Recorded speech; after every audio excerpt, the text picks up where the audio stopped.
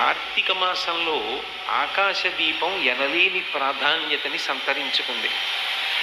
ఆకాశదీపము అని అష్టదళ పద్మము ఏ రీతిగా ఉంటుందో అలా ఒక కొత్త బట్ట మీద 8 దీపములు చుట్టూ ఉంచి మధ్యలో ఒక ప్రత్యేకమైనటువంటి పెద్ద దీపాన్ని వెలిగించి అది ఒక చిన్న పీటిక యందు అమర్చి ఎత్తైనటువంటి స్తంభం, సాధ్యమైనంత వరకు యజ్ఞయాగాది క్రతువులలో ఉపయోగించడానికి యోగ్యమైనటువంటి స్తంభములు ఏ ఉంటాయో అటువంటి స్తంభాన్ని నాటి దానికి ఆకాశదీపాన్ని ఎక్కిస్తారు.